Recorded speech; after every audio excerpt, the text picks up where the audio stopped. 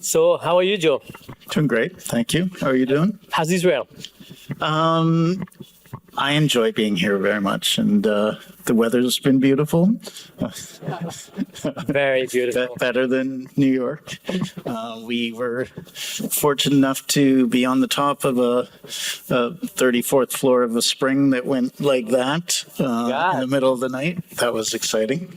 It's a great energy. That's how many times have you been here? Since 2019. Fourth time, I think. Fourth time? Great. Okay, so Joe, I'll start. Joe, the importance of your contribution to the ecosystem cannot be overstated enough. You've co-founded Ethereum with Vitalik in 2014. And in the same year, you also co-founded Consensus, one of the fastest growing company in the space. At Consensus, you've incubated some of the most important building blocks of Ethereum, MetaMask and Infura, to name a few. When you started Consensus, what was your vision for it, and are you on track to achieve it? So the original reason was just to continue the vision and the mission of the Ethereum project. We knew we were building a brand new information technology paradigm and ecosystem, and invented this thing that some people have called a world computer, and invented smart contracts. Technically, actually, somebody else invented smart contracts, but we invented user generated or a permissionless way of implementing smart contracts on a blockchain system.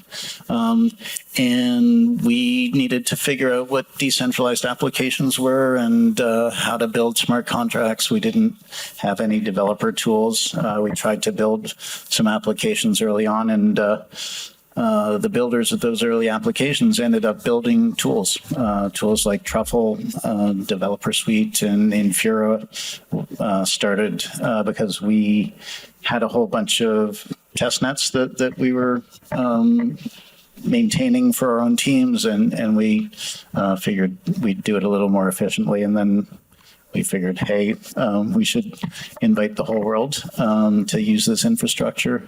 MetaMask happened in parallel, and so we spent a bunch of years with many others in our ecosystem, just trying to build out an ecosystem, and we ended up building some of the pillars, as you indicated, and spun a lot of them out, and are presently, we spun a few of them out into an integrated software product company called Consensus Software. The original company is called Consensus Mesh, and things are going very, very well. So I anticipated that the technology would be impactful, would change everything, and we've been fortunate to have survived and thrived, and things are looking pretty good. Yeah, surviving is definitely a big accomplishment after 2022.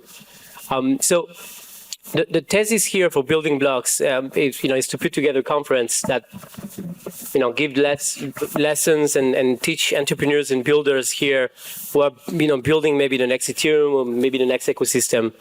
And one of the things that we believe that's super important for an open source ecosystem and a developer ecosystem is also to have a commercial aspect to it, which I believe that Consensus was able to bring pretty early on.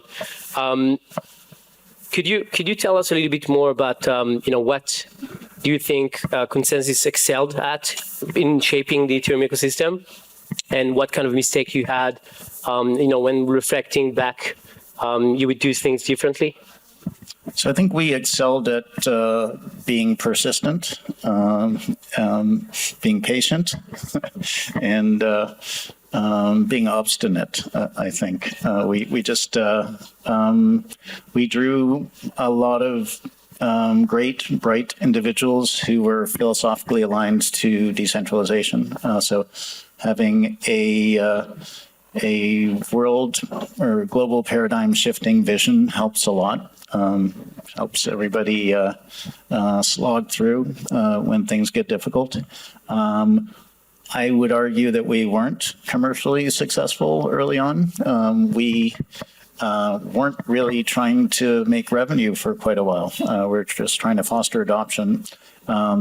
We realized early on that, hey, this could take years or decades before there's real traction for the technology, for the company, for the ecosystem. And so we did, as both an effort to foster adoption among enterprises, more traditional organizations, and to bring in revenue, we did build a consulting practice. So that was an early way that we bootstrapped ourselves, and we ended up making significant revenue after a few years, and then we turned on some monetization for some of our products. And once it started looking like recurring revenue, then we could talk to VCs, and so it was a bootstrap effort. And you raised money last year, right? And again this year? So yeah, in 20 and in 22. 22. Okay.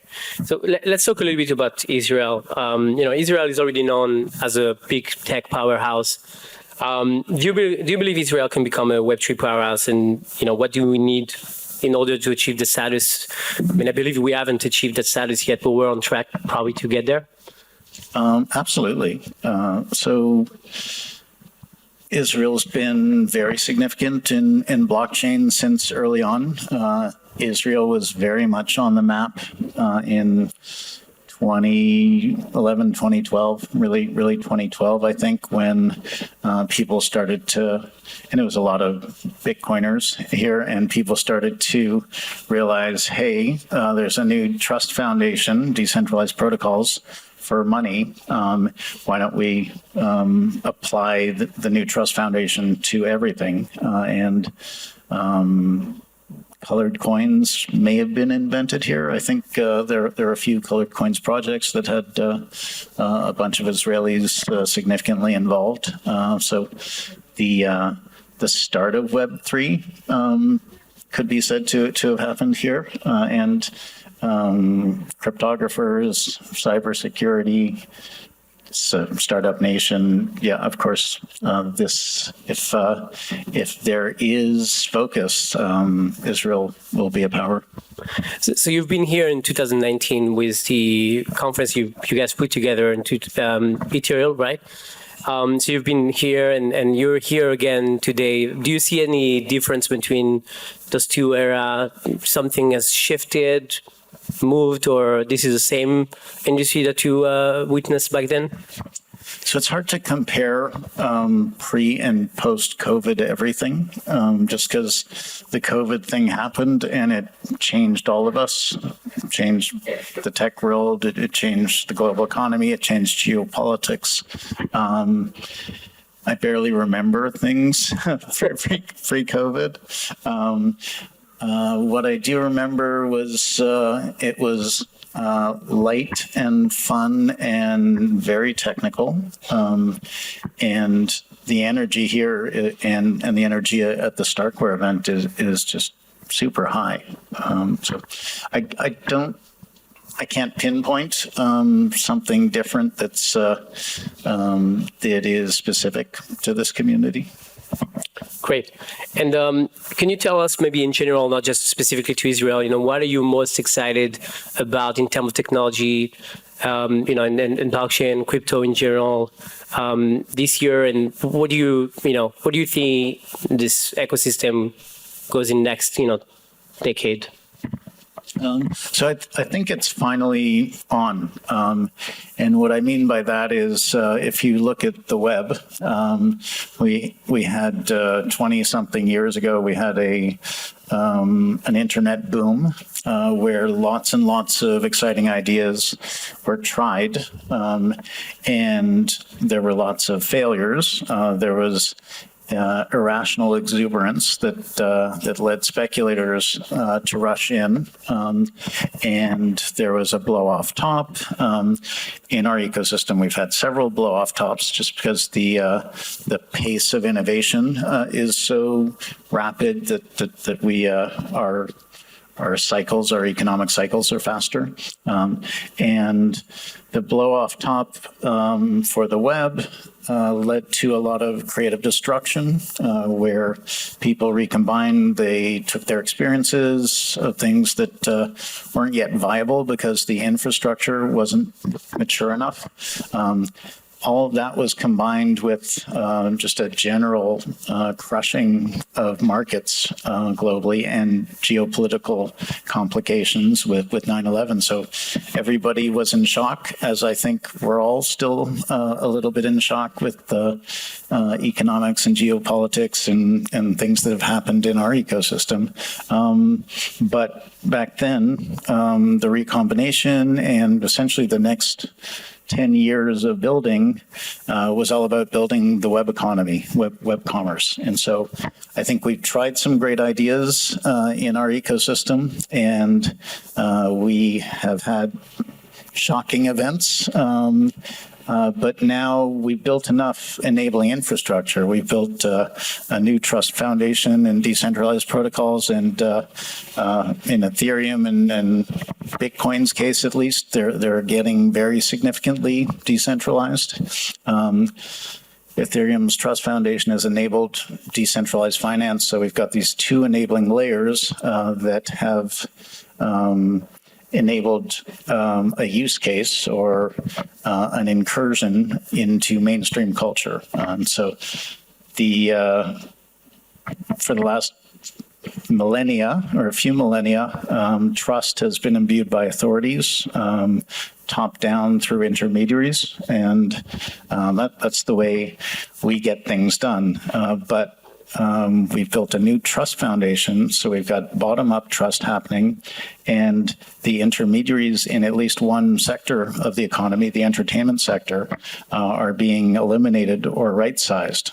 So NFTs are enabling artists and content owners to interact with their fans or their consumers. And so part of this paradigm shift, part of this revolution and re-architecting the global economy involves intermediaries being right-sized, intermediaries having a reasonable amount of power in situations, but not controlling power. And we're going to see that sort of disintermediation or right-sizing of intermediation in many different sectors. And so it's been about building, enabling technology for a while, layers of enabling. It's been about speculation, but I think now it's about building real businesses, and many companies, many brands are coming or are here. Great. I don't know if you saw, but we brought you the real building experience by drilling and the background. Many builders here in the audience are, some Web2 entrepreneur who have not pivoted yet to Web3, and this is, this conference is also for them to get to know, what is Web3 and how to build in this new environment. You did some sort of a pivot midlife, I think at around 45.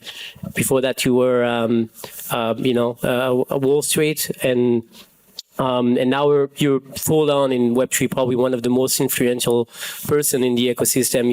What kind of tip do you have for folks who have not gotten into the rabbit hole yet? What should they expect in the next year? What do they need to embrace in order to succeed? So my pivot in midlife was actually to Wall Street for a few years. So I've been a technologist all my life and did lots of very nerdy and businessy, techie things. I guess that pivot to Wall Street caused me to get really concerned about the shape of the world, geopolitics, economics, financial systems. And when I read Satoshi's white paper, it made it clear that, hey, we could build new decentralized infrastructure that could be a parallel, better system. In terms of what people new to Web3 can focus on, I think it's whatever you really care about, whatever you're really passionate about. We, in our ecosystem, have now built sufficient infrastructure, and there are sufficient use cases that are starting to gain traction, that you can focus on something that you're passionate about and turn it into a real business. It's a new economy is getting, I wouldn't call it mature at this point, but the opportunities are pretty broad, and the growth is going to be astonishing. Thank you. So you mentioned earlier that you guys have been able to not die, or basically keep together. Certainly through 2022. I mean, one of my mentor was a VC person a long time ago told me the number one thing as a startup is don't die. Anything else is just a bonus. If you don't die, you can achieve anything. If you die and you had great plans, you won't be able to achieve anything. So 2022 we saw Celsius, and we saw FTX, and we saw Three Arrows Capital kind of blowing up, and there's a lot of contagion. And it's pretty clear now that the regulator is trying to, bring a lot of regulation, very comprehensive regulatory framework. At least here in Israel, we know that they're talking about, and they're doing something very, very active and very broad. What consensus is, what is the role of consensus in terms of regulation? What are you guys doing in order to educate and make sure that the regulation would be friendly and, allow us to innovate on one end, but also protect the consumer? Yeah, so I'm not sure consensus can ensure that the regulation will be friendly, but we are working pretty hard on it. So I'm, as our ecosystem developed, it was a bunch of what we call tech crypto companies trying to build the decentralized future. And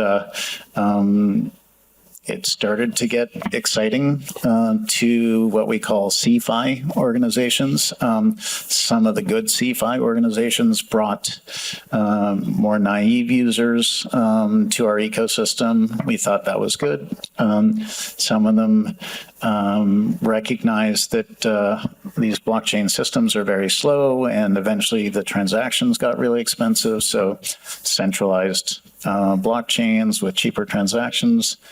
It's okay. It enables use cases that aren't economically viable on a low throughput, expensive blockchain to get tried on a cheaper blockchain. And then as more and more people come in, then you get the CeFi projects that don't execute things very well, or the CeFi projects that are dangerous and corrupt. And so all the way through, there have been the tech crypto companies, and they're all, or many of them are still standing, and many of them operated very well. Their protocols operated very well all the way through. And I think CeFi was a self-limiting process. It blew up really big, really fast, and then it blew up really big, really fast. And we're happy that it sort of self-identified and shut itself down by making different errors. We're amazed to see how DeFi worked all the way through beautifully. We're amazed to see how the decentralized ecosystem made use of crowdsourced financial forensics on this open database and diagnosed things in 7 hours that would take traditional forensics 7 months or 7 years. And I think that's it's going to be a great example, and we're doing our best to to help regulators and politicians and consumers and executives understand that CeFi is something that we've seen for a long time before our ecosystem existed, and that we have mechanisms that we can make available to traditional finance, and eventually traditional finance should be built on decentralized rails. And so we're doing things like talking to lots of regulators. We're doing things like MetaMask Learn, which is a set of tutorials, modular, extensible tutorials where there's a simulation environment so that you can have a safe simulated MetaMask and try things out. So I'm so excited for 23. I think we've cleared out the rot, and we don't have to complain about CeFi anymore. It took care of itself. Yeah. So yeah. Obviously, you have a lot of and there's some good CeFi too. I don't want to throw everybody under the bus. Yeah, no, there's some good CeFi, but I think, one of the things that we keep telling the regulator in Israel, and sometimes it's pretty hard for them to make the distinction between CeFi and DeFi, because it's easier for someone to put together in the same, everything together in the same bag. Yeah, so there's an article in CoinDesk written by Bill Hughes, who's our head of regulatory affairs. Brilliant, concise piece. It's called Tech Crypto, or either Money Crypto versus Tech Crypto, or the reverse. I read it regularly. It's not a long piece. It's just really eloquently stated. Yeah. So that's a really great example, because this is something I think Israel is really good at. This two narrative, the financial narrative and the tech narrative. I do believe that Bitcoin as an asset is more, at least as a poster child, is more the speculative and the financial narrative. And on the other side, Ethereum as a tech platform that enable a lot of use cases and a lot of dApp built on top of it is the tech narrative. Yeah, but also Bitcoin is a technology. Ethereum is a technology. DeFi is a technology. You shouldn't regulate technologies. Sure. There should be permissionless innovation. But if there are centralized actors capitalizing on that technology, custodying assets, or making money by opening accounts for people, that should be regulated. Yeah, definitely. And I also believe that FTX was not a failure, a crypto failure. It's a financial failure like any other of the other firm that blew up. So the fact we started earlier gave us a little bit of breathing room, and maybe to take a couple of questions from the crowd. Goldie, where are you? Yeah, I'm ready. Can you? Do you have a microphone? Yeah, what? Okay, great. Were you the guy drilling earlier? Yes, I was. With a jacket? The rubbish, yes. Great. So I think we have a person here with an FTX casket that want to ask a question. With an FTX casket? There you go. Okay. You owe me about 20K. Go ahead. Okay. No problem. I wanted to ask. Give him the hat. Yeah. How can you call Ethereum decentralized if more than 60% of the blocks are sanction compliant with the United States? That is not decentralization. Yeah, so decentralization is a process and a trajectory and an intention. Ethereum has never... You could call it a vibe if you want to. Bitcoin started centralized, Ethereum started centralized. We've been doing our best to be focused on defining decentralization across as many different dimensions as we can identify. We've done a very good job of getting increasingly decentralized. Projects on Ethereum have done a good job of finding product market fit and then progressively decentralizing. There are 300,000 350,000 different validator nodes.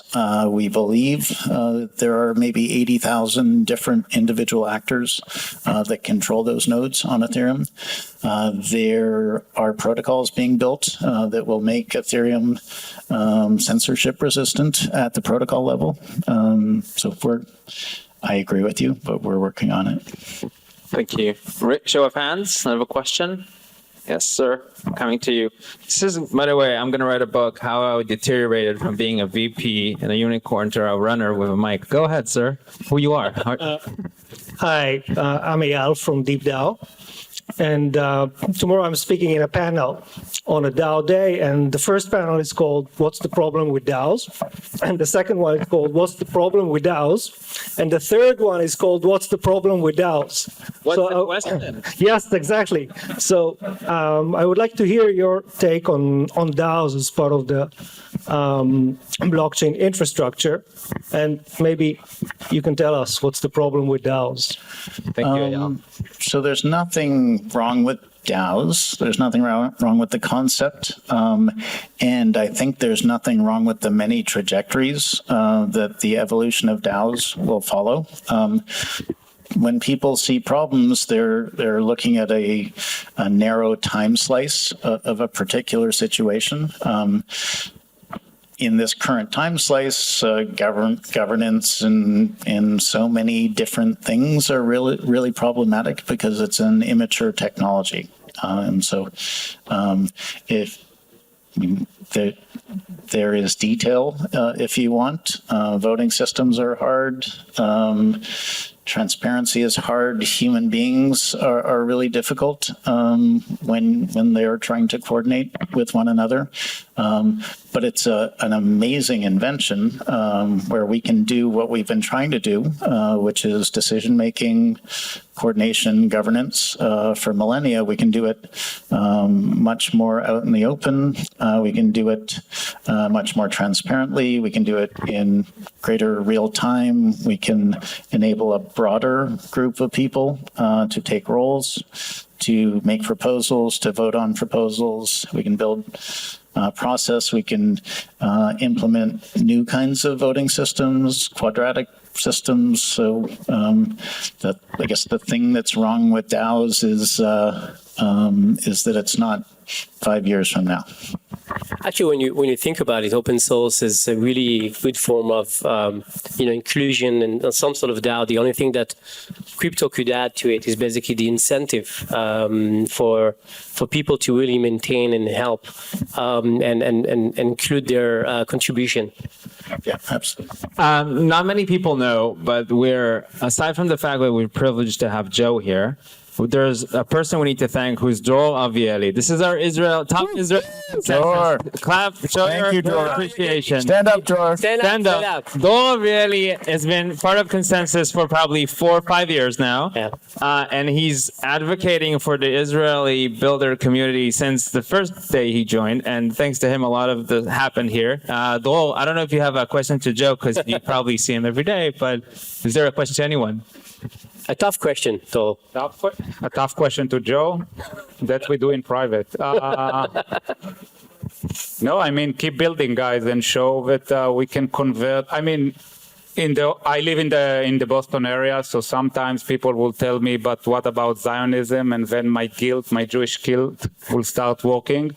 And I think this is how we kind of started to do some stuff here, but I think part of the vision is to convert this startup nation to Web3. And personally, I see a major change compared to what we saw here in 2017, 2018. So much more technology, much more real building. So keep doing it. That's all. Thank you, Dror. I'm going to... If you live in Boston, how come you're always in Tel Aviv when we're on Zoom? It's a Zoom background. Sorry, Eliana. All right, you know what? If I'm already here, Eliana, you run 2 successful communities, one for tech, one specifically for women in Web3. What is most interesting in those communities with regards to Ethereum that you think you can ask Joe? Surprise question thing. Yeah, totally surprise question. Oops. Sure. How do you feel like when building the Ethereum community, how do you feel like you've solved for coordination among groups who might not have anything else in common other than the technology you're all building together and other than the vision you're all building together? Thank you. Decentralization, chaos, freedom, respect, events. So, I mean, I think the project came along at the right time and had an incredibly powerful vision and an incredibly powerful statement of what the platform could be in the near term. And so we knew that we were building a fairly simple version of Ethereum early on. But in the first days, we talked about how we scale it via sharding and many other mechanisms. And I think it was about the vision and intellectual honesty. So I believe, forgive me, people from other ecosystems, but I believe that the talent in the Ethereum ecosystem is a very large magnet, and it's probably the most talented technologically of the blockchain spaces. The scope is very big, so we weren't trying to build a money. In fact, we explicitly indicated that we were building a platform for decentralized applications, and that there would be a token, but the token was more like a fuel. I think by focusing on decentralization as both a philosophy and a design principle, also a marketing principle. Some projects in sort of the greater ecosystem focus on design as a marketing principle and less as a design principle. So I think holding true to the vision and being as intellectually honest as we can be, certainly the core of the community. I think that's hard to beat. Thank you. And I've heard Tom from Solana saying none taken. So we're at the Abrams Hotel, and there's nothing more fitting than to have a question from Abraham himself, the father of the Jewish nation. Please. Wow, I didn't think I'd get that. Thank you. When I started the staking Ethereum 2 way back when in the first month with everybody else, the only question that I had was, will this ever be unlocked and will I ever see my money back? And I didn't think about anything else because it would be self-destructive. Well, it looks like we're getting to March, and it looks like it is going to be. What thoughts do you have for somebody who got into Ethereum 2 as an investor? What new ideas? Because I haven't thought about this in 2 years. Thank you. This is not an investment advice. Yeah, so you're either a true believer or you're crazy. You must have been a true believer in the Ethereum vision. Well, yeah. And so we've hit a lot of milestones over the years that people from outside who wanted to doubt or whose agendas required them to publicly doubt made a lot of noise about. And I think it's remarkable that we haven't been that late on all of these very difficult goals. So landing the merge was enormous, an incredibly complex endeavor, but hitting milestones like that gives more and more people on the planet greater confidence that that the roadmap will be achieved. So this is another big piece, I think. And thank you for investing in Ethereum. We all thank you here in the room. Last question, Elon. It better be a really good question. No stress. Go. So I think Adam talked about, what we're trying to do here, and a lot of it is, to talk about the foundations of building in the space, to learn from your experiences and, what you've learned basically along the way. And my question is, what advice would you give to people who are either getting started, who are builders or early builders in the space, or maybe even haven't even begun like developing, but maybe because of this conference they're interested. So do you have any advice? Yeah, so I touched on it already. We're building a brand new economy. It's a paradigm shift. It's going to turn the trust vector of the planet from authorities down to decentralized trust up. And there will be transpositions of things that we understand as businesses into new decentralized paradigms, but there's going to be so much that we can't even imagine that will be realized as decentralized protocols or decentralized applications. So it's all out there, available to learn, and the future's yours to write, and the growth is going to be astonishing. I also wanted to thank Collider very much. I thought the venue was brilliant because I've been colliding with people every time I move around here, so very, very thoughtful.